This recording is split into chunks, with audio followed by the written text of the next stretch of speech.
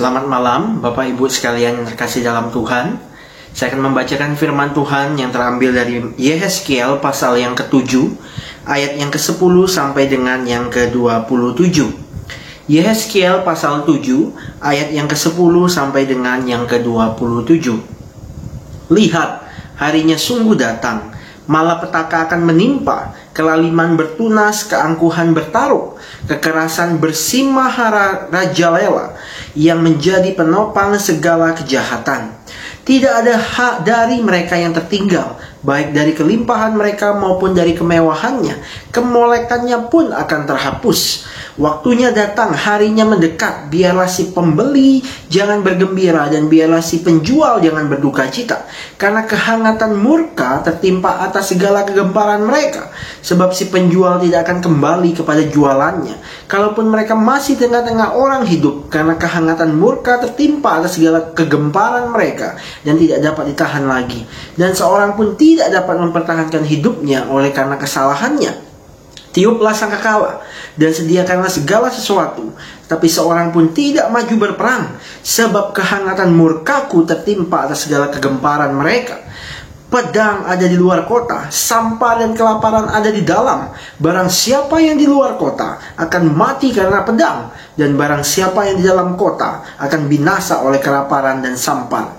Dan kalaupun ada yang terluput dari antara mereka, mereka akan tinggal di gunung-gunung seperti burung perkutut di lembah-lembah. Semuanya mengerang masing-masing mereka karena kesalahan sendiri. Semua tangan terkulai dan semua orang terkencing ketakutan. Mereka akan mengenakan kain kabung, kekejutan akan meliputi mereka. Semuanya akan kehilangan muka dan semua kepala akan digundul sebagai tanda perkabungan. Perak mereka akan dicampakkan keluar dan emas mereka akan dianggap cemar. Emas dan peraknya tidak akan dapat menyelamatkan mereka pada hari kemurkaan Tuhan. Mereka tidak akan kenyang karenanya dan perut mereka tidak akan terisi dengannya. Sebab hal itu menjadi batu sandungan yang menjatuhkan mereka ke dalam kesalahan. Mereka menghiasi dirinya dengan emas dan peraknya, dan kepermaian perhiasan ini membawa mereka dalam kecongkakan. Dari emas dan perak itu mereka membuat patung-patungnya yang keji dan dewa-dewanya yang menjijikan. Oleh sebab itu aku akan menjadikan emas dan peraknya cemar bagi mereka. Aku akan menyerahkannya menjadi rampasan di tangan orang-orang asing dan menjadi jarahan bagi orang-orang fasik di bumi ini. Dan mereka ini akan menajiskannya. Aku akan memalingkan wajahku daripada mereka, dan perompak-perompak akan menajiskan rumahku yang berharga. Mereka akan masuk ke dalamnya dan menajiskannya, serta memusnahkannya, sebab negeri itu penuh hutang darah, dan kota itu penuh kekerasan. Aku akan membiarkan datang bangsa-bangsa yang paling kejam, dan bangsa-bangsa ini akan mengambil rumah-rumah mereka menjadi miliknya. Aku akan mengakhiri kencokakan mereka yang ditimbulkan kekuatan mereka itu, dan tempat-tempat kudus mereka akan dinajiskan. Ketakutan datang, dan mereka mencari keselamatan, tetapi tidak ada. Bencana demi bencana akan datang, kabar demi kabar akan tersiar. Mereka akan menginginkan suatu penglihatan dari nabi, pengajaran hilang lenyap dari imam, dan nasihat dari tua-tua. Raja akan berkabung dan pemimpin akan diliputi kekagetan, dan tangan seluruh penduduk negeri itu menjadi lemas ketakutan. Aku akan perbuat terhadap mereka selaras dengan tingkah lakunya, dan aku akan menghakimi mereka selaras dengan cara mereka menghakimi, dan mereka akan mengetahui bahwa akulah Tuhan. Bapak Ibu Saudara sekalian, kita sering mendengar atau memberi label terhadap Tuhan dengan kalimat demikian: Tuhan itu kasih dan adil. Tentunya kita sudah tidak asing dengan kalimat ini. Tetapi Bapak Ibu sekalian, dalam refleksi saya secara pribadi, atau mungkin sebagian dari antara kita, tetapi dalam perjalanannya, bukankah banyak ditemukan bahwa banyak anak-anak Tuhan yang lebih condong suka kepada kasih Allah.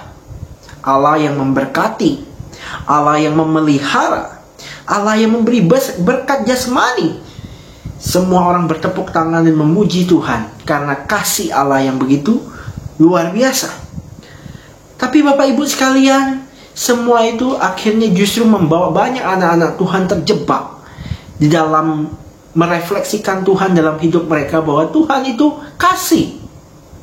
Hanya kasih yang Tuhan berikan. Tapi Bapak Ibu, seringkali orang Kristen atau anak-anak Tuhan tidak terlalu suka dengan yang namanya keadilan Allah. Karena dalam keadilan Allah berarti ada didikan Tuhan bagi setiap umat-umatnya yang telah menyeleweng. Ada didikan, bahkan hukuman dari Allah bagi setiap umatnya yang telah hidupnya jauh daripada Tuhan. Banyak anak-anak Tuhan yang tidak terlalu suka dengan atau sensi ketika mendengar kata keadilan Allah. Tapi Bapak Ibu sekalian, cara pandang yang seperti ini tentunya tidak komplit. Karena Allah itu kasih sekaligus adil, yang tidak pernah menutup matanya untuk umatnya yang berpaling jauh daripadanya, yang tidak pernah lelah dan tidak pernah jemu-jemunya untuk memberikan didikan, hajaran kepada anak-anaknya. Bapak Ibu sekalian, Allah itu mengasihi kita dengan luar biasa. Kesabaran Allah itu begitu panjang dalam kehidupan umatnya. Tapi juga Bapak Ibu sekalian, Allah itu juga adil. Keadilan Allah tidak menutup dan menjadikan Allah menjadi pribadi yang terus mengasihi ataupun yang terus menyanjung anak-anaknya bahkan di saat anak-anaknya berbuat dosa dan kesalahan. Tapi Allah adalah adil, yang tidak pernah segan ataupun yang tidak pernah menutup matanya untuk mendidik anak-anaknya. Keadilan Allah, di dalamnya terbesit juga kemarahan Allah, murka Allah, menunjukkan bahwa Allah adalah pribadi yang memiliki perasaan. Bapak Ibu sekalian, Allah memiliki kemauan, pikiran, dan kehendak di dalam dirinya. Seperti seorang bapa yang menangis, yang marah ketika melihat anaknya yang berulang kali melakukan kesalahan, dikasih tahu tetapi terus melakukan kesalahan. Bapak Ibu sekalian, hati orang tua mana yang tidak sedih, yang tidak marah, yang tidak kecewa, yang tidak berduka ketika melihat anak-anak mereka melakukan kekejian yang begitu luar biasa. Bapak Ibu sekalian, sama dengan Allah. Israel sudah sangat mengecewakan Allah dengan perbuatan keji mereka. Bapak Ibu sekalian bisa lihat di ayat yang ke-9, bagaimana kepedihan hati Allah itu tercermin dalam ayat ke-9. Perbuatan keji mereka, Bapak Ibu sekalian, setidaknya apa yang telah mereka lakukan sungguh menyedihkan hati Allah, membuat Allah berduka bahkan marah. Mereka menolak dan memberontak terhadap peraturan-peraturan Tuhan pada ayat yang ke-7. Mereka melakukan peraturan dari bangsa-bangsa lain di ayat yang ke-7 juga. Dan yang ketiga, mereka menajiskan tempat kudus Tuhan pada ayat yang ke-11. Bapak Ibu sekalian, Tuhan marah, Tuhan kecewa dengan Israel. Karena bangsa yang dipilih oleh Allah ini, bangsa yang telah dikatakan kepunyaan Allah, tetapi justru telah berselingkuh, telah melakukan kejahatan-kejahatan, menduakan Tuhan, dan bahkan melupakan Tuhan. Bangsa Israel sudah seperti terbuai dengan kenikmatan dunia dan menutup telinga mereka untuk suara kenabian yang telah disampaikan kepada mereka. Seolah-olah teguran Nabi, Bapak Ibu sekalian, yang diutus oleh Allah, itu mereka tidak indahkan sama sekali. Mereka anggap itu omongan kosong. Sampai akhirnya berita teguran yang keras, nubuatan dari Nabi Yeskiel ini tentang hari murka Allah akan tiba dalam hidup mereka, harus disampaikan kepada bangsa yang tegak tekuk ini. Mereka hidup najis dan tidak peduli dengan apa yang menjadi kehendak Tuhan dalam hidup mereka. Bapak Ibu sekalian, alangkah ironisnya, umat Allah yang dijuluki, yang diberikan status sebagai umat Allah, tapi justru menjalani hidup seperti bukan umat Allah. Betapa hancur dan pedihnya hati Allah melihat tingkah laku mereka. Sehingga Bapak Ibu sekalian, tidaklah heran jikalau ayat-ayat yang kita baca barusan terkesan sangat keras, terkesan sangat jelek, Bapak Ibu sekalian. Karena memang ayat-ayat ini berbicara tentang keadilan Allah yang akan dinyatakan bagi Israel. Karena mereka, Bapak Ibu sekalian, sudah menyeleweng sangat jauh daripada Tuhan. Ini sebagai wujud didikan Tuhan bagi mereka, supaya telinga mereka yang tertutup itu bisa terbuka kembali. Bapak Ibu yang kasih dalam Tuhan, apa yang dilakukan oleh Israel ini hendaknya menjadi pembelajaran bagi kita hari ini sebagai orang percaya. Mari kita jaga hidup kita baik-baik. Jangan sampai hidup kita seperti orang-orang dunia. Tetapi mari kita hiduplah seperti atau sebagai anak-anak Allah. Hiduplah Bapak Ibu sekalian dalam terang, dan tinggalkan kegelapan. Ingat Bapak Ibu sekalian, sebagaimana firman Tuhan hari ini yang kita renungkan. Allah itu kasih sekaligus adil. Dan Ia tidak pernah menutup matanya untuk setiap tingkah laku kita. Dia terus melihat jauh sampai kedalaman hati kita, jauh sampai kedalaman pikiran kita. Dan bahkan Dia sangat berduka dan bersedih ketika melihat kita memikirkan hal-hal yang jelek, ketika melihat hati kita menyimpan hal-hal yang negatif. Bapak Ibu sekalian kasih dalam Tuhan, seperti Bapa sayang anaknya, demikian Tuhan mengasihi kita. Amin. Tetapi juga seperti Bapa sayang kepada anaknya, demikian juga Tuhan mendidik kita sebagai wujud kasih-Nya kepada kita. Jangan tutup telinga kita untuk setiap didikan Tuhan. Jangan tutup telinga kita untuk setiap teguran dari firman Tuhan yang mungkin setiap malam kita ikuti dalam rema. Buka telinga kita lebar-lebar. Setiap firman Tuhan yang disampaikan itu maksud untuk kebaikan bagi setiap kita. Didikan Tuhan akan menjadikan kita orang-orang yang lebih berhikmat, sehingga kita bisa mampu menjalani hidup lebih baik lagi sebagai anak-anak Tuhan. Mari kita berdoa Bapak Ibu sekalian. Tuhan, terima kasih untuk malam hari ini. Kami boleh merenungkan firman Tuhan dari kitab Yehezkiel pasal ke-7 ini.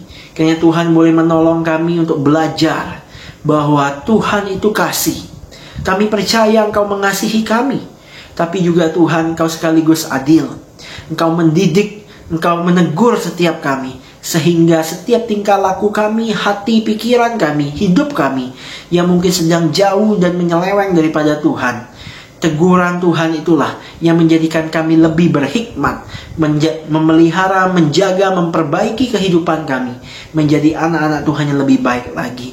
Biarlah apa yang dilakukan Israel itu tidak kami lakukan dalam kehidupan kami, tapi kami mau menjadi anak-anak Tuhan yang taat, yang mengasihi dan mencintai Tuhan dengan segenap hati, pikiran, dan kekuatan kami.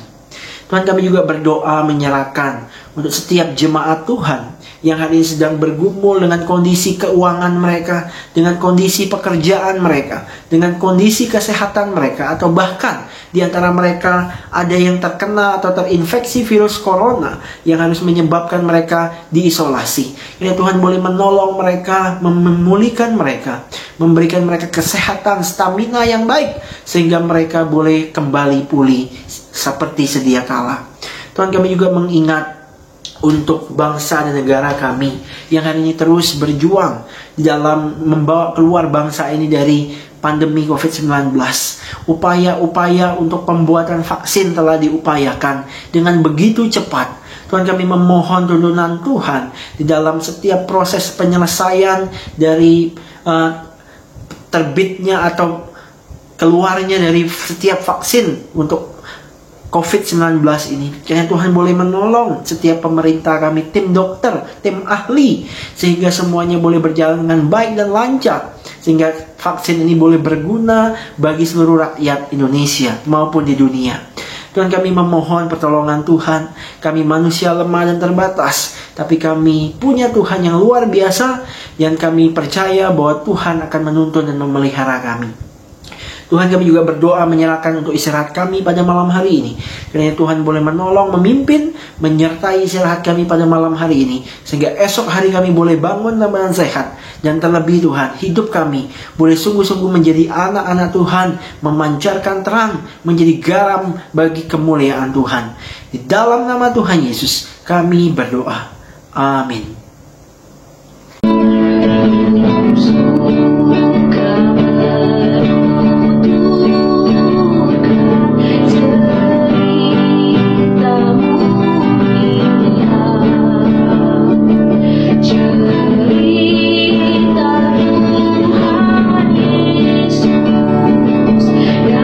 Cinta